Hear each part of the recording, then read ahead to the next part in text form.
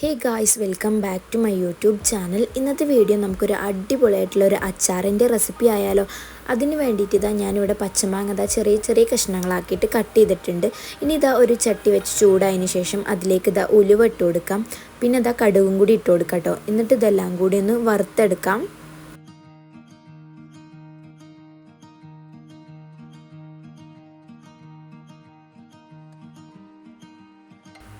ഉലുവയും കടുകും കൂടി ഇതാ ഒരു ഗോൾഡൻ കളറാകുമ്പോൾ ഇതാ നമുക്ക് തീ ഓഫാക്കാം. ഇനി ഇതൊന്ന് ചൂടാറിയതിന് ശേഷം നമുക്കിതൊന്ന് പൊടിച്ചെടുക്കാം.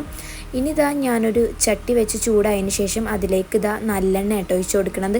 നല്ലെണ്ണ എടുക്കുകയാണെങ്കിൽ അച്ചാർ കേട് വരാതെ നിൽക്കും. അതിലേക്ക് ഇതാ അച്ചാറിൻ്റെ പൊടിയാട്ടോ ഇട്ട് കൊടുക്കുന്നത്. പിന്നെ ഇതാ ആവശ്യത്തിനുള്ള മുളക് പൊടി, മഞ്ഞൾപ്പൊടി, ആവശ്യത്തിനുള്ള ഉപ്പും കൂടി ഇട്ട് കൊടുത്തിട്ടുണ്ട്.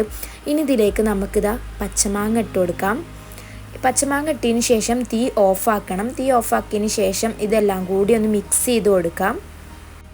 നമ്മൾ മാങ്ങ വേവിക്കാതെ കേട്ടോ അച്ചാറിടുന്നത്, അതുകൊണ്ട് തന്നെ ഞാൻ പറഞ്ഞത് തീ ഓഫ് ചെയ്യണമെന്ന്. ഇതെല്ലാം കൂടി മിക്സ് ചെയ്തതിന് ശേഷം ഇതിലേക്ക് നമ്മൾ ഉലുവയും കടുകും കൂടി പൊടിച്ചത് കുറച്ച് മാത്രം ഇട്ട് കൊടുത്താൽ മതി.